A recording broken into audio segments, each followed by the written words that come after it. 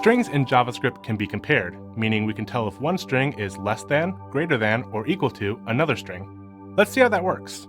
Now that we've seen how to create and get the properties of strings, there's one more thing that we'll generally do with strings very often, and that is compare them.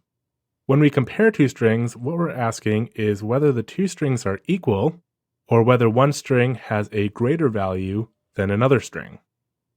Let's begin with testing for equality of strings. So I've commented out our previous code so we have fewer console.logs to sift through while we're experimenting with JavaScript strings. In order to test the equality of two strings, first we need to have two strings, and then we're going to use the equals operator. So let's grab two strings. Let's grab our first string,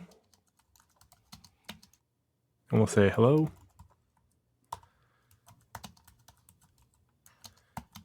And our second string, we'll do a lowercase hello. And the way we can test for equality is simply by doing this. We're going to do it in the context of an if statement. So we'll say if first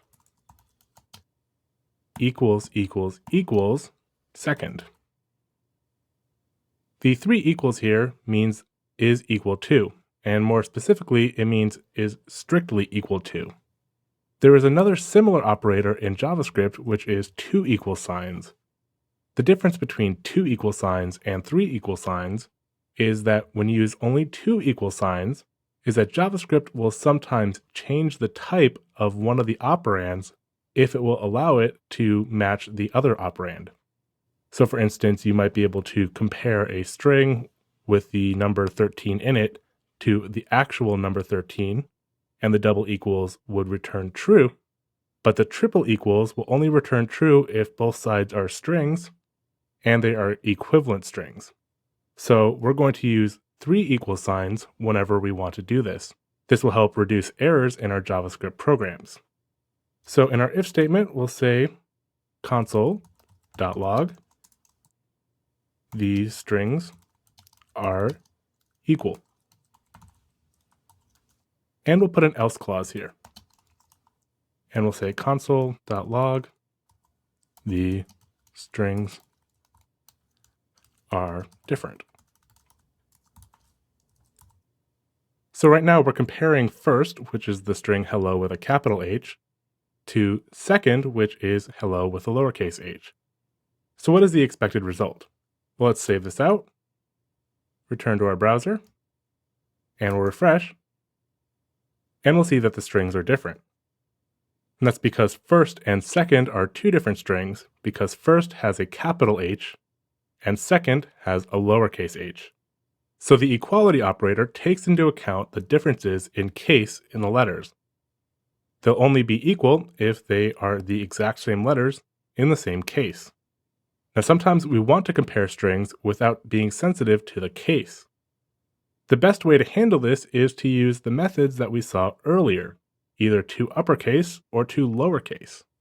Generally, to lowercase is used in this use case, so let's try this out.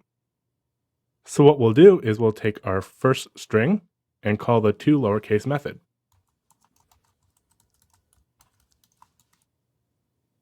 And now the left-hand side will be whatever the first string was, but all lowercase. And to be safe, we'll do the other side as well, to lowercase. And now what we have is a comparison of the strings that is insensitive to the case of the letters inside of those strings. So if we save that out and refresh, we see now that the strings are equal.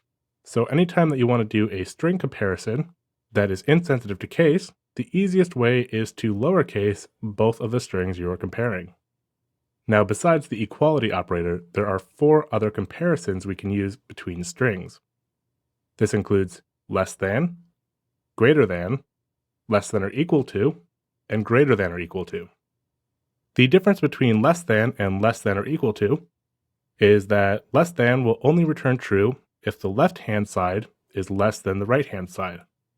However, less than or equal to will return true if the left-hand side is less than the right-hand side, or if the two sides are equal. So let's just focus on less than right now, because less than is the opposite of greater than, and it's pretty easy to understand how the JavaScript strings will be evaluated once you understand less than. So what I've done here is I've created a function called compare, and this is just to help us experiment with the different ways strings will compare to each other. It simply takes two strings, and it will console.log both a message describing those strings with a less than between them, and the second argument is the actual comparison of A is less than B. So let's try out a few strings. We'll use the compare function we just created, and let's compare the string lowercase a to the string lowercase b. Now this will print out true if the string a is in fact less than the string b. And based on the alphabetical order, we would expect that to be true. So let's try it out. So if we refresh, a is less than b is true. So what would happen if we took a lowercase a and compared it to an uppercase a?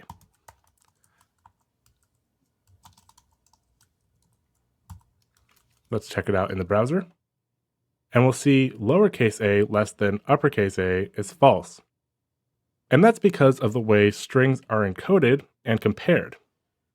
Any uppercase letter is always going to be less than any lowercase letter. That's because the characters that we use in our string are roughly based on the ASCII table. This ASCII table assigns each character that could be in our string a value. And when we compare strings, it uses the values of each of those characters to compare them. So if we were to look inside of this table for the lowercase a, we'll see its decimal value is equivalent to 97, where the uppercase a is equivalent to the decimal value 65. That's why a lowercase a would actually be greater than an uppercase a. And this type of comparison will work for all the characters that we see here. For instance, an open square bracket would be less than a closing square bracket. So we can compare more than single characters. We can compare longer strings, like compare apples to oranges. And the way the comparison will be created is JavaScript will look at the first character in each string. If the first character of the left-hand side is less than the first character of the right-hand side, then less than is true. It only needs to go to the subsequent letters if the letters it's looked at so far are equivalent. For example, comparing apples to applications. What will determine which is greater or which is less than will actually be the E in apples and the I in applications. And we can see what the results would be here. Both of them, apples, come before applications, because in apples versus oranges, A comes before O, and in apples versus applications, E comes before I.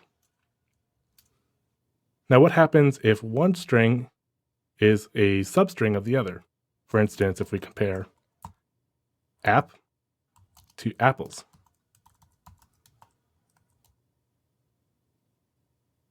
We can see that the comparison would go through A, P, and P. However, the left-hand side runs out of letters, meaning that the left-hand side is smaller than the right-hand side. So finally, if we do compare two of the same strings, like hello and hello, we'll see once again that hello is not less than hello because they are equal. However, if we modified our compare function instead to use less than or equal to, both in our description and our actual comparison, we'll see that hello is less than or equal to hello because hello and hello are equal. And that is the only way that less than and less than or equal to are different. Conversely, greater than and greater than or equal to will work the same way as we've seen, only in the reverse order. So now you should be familiar with strings in JavaScript. There's still more to learn, but we'll be seeing more about strings as we learn about the other types in JavaScript.